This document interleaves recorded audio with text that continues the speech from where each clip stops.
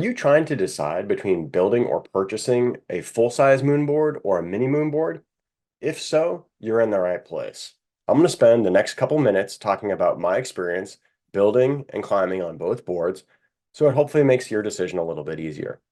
Now, I've gotten a number of comments on my beta videos asking about which is better, the 2016 full-size set or the 2020 mini moonboard.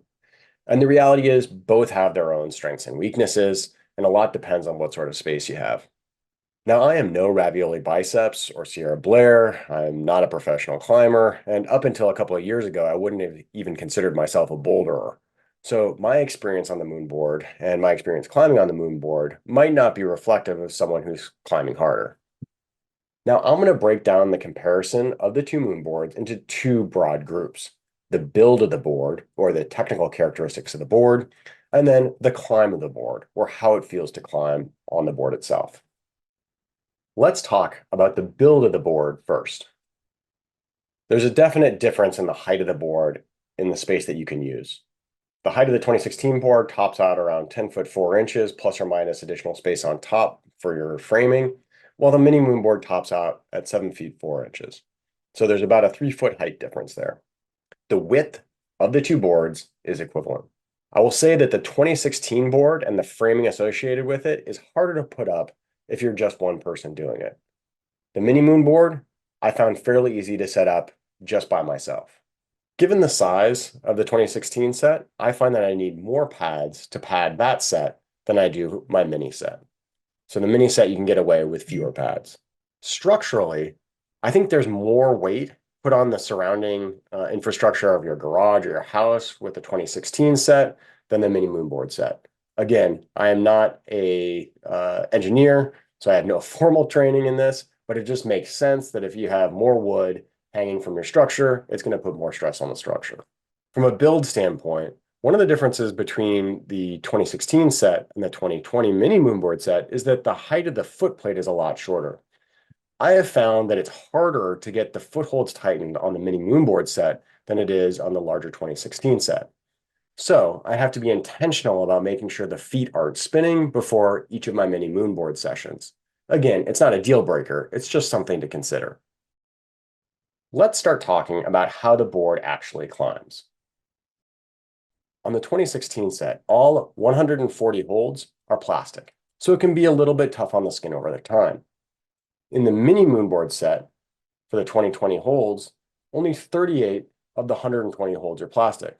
So I find that my sessions can last a little bit longer on the mini moonboard set compared to the 2016 set. Because more of the holds are wooden on the mini moonboard set, I find the feet less forgiving on the mini moonboard set than I do on the 2016 set.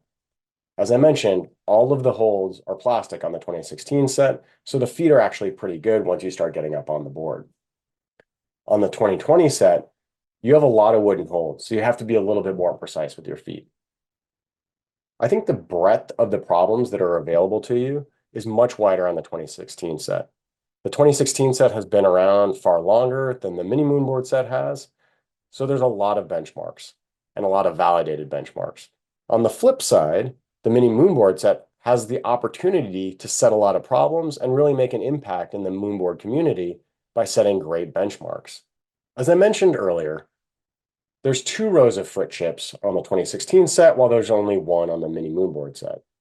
I find that sometimes with only 1 row of foot chips on the mini moonboard, it can get a little bit scrunchy at the start holds. However, if you had extra space and wanted to add an extra row of foot chips on the mini moonboard, I think you could solve this problem. I think the biggest difference with the climbing style between the two boards is in how dynamic the moves are and how sustained the dynamic moves are. In the 2016 Moonboard, you have the opportunity for 2, 3, and sometimes even 4 dynamic moves in a row.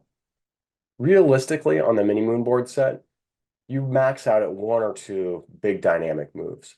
Again, it's not a huge difference, but that's probably the most notable difference for me between the two sets. So here's an example of what I mean by a dynamic climb on the 2016 set. This is called Moon Swing. It's a V6. And you can see it's not many moves, but it's a series of either foot cutting moves or long dynamic moves like this one here.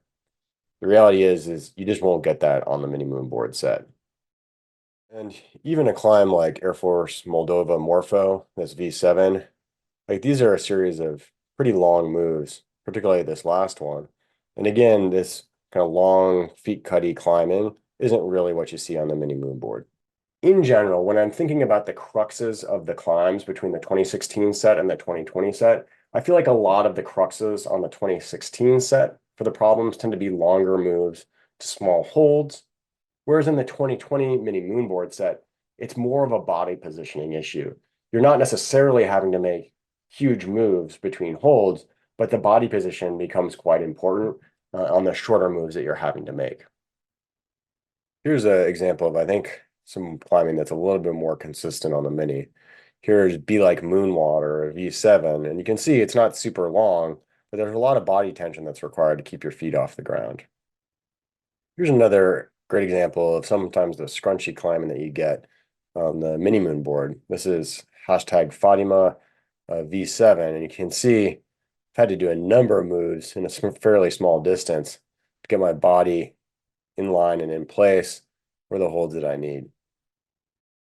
Another difference between the 2016 set and the mini-Moonboard set are the finishing holds are not as good. You'll notice here on this climb Royals, the finishing holds are two of the worst yellow holds that you get. That just doesn't exist on the 2016 set, where all the finishing holds tend to be jugs. One of the things that I really like about the shorter height of the mini-Moonboard is that the falls are less. Now, when I was 18, I didn't care how long I fell. Now that I'm in my late 30s, approaching 40, all those falls from height start adding up. I do find with all the plastic holds on the 2016 set, in addition to my skin wearing out fairly fast, I have to be careful about tweaky fingers. There's a lot of sharper angles, and I find that I have to just be cautious about it and cognizant of it when I'm climbing on that set, compared to the mini-Moonboard set, where there's a lot more smooth wood holds that I think are a little bit more forgiving for older joints.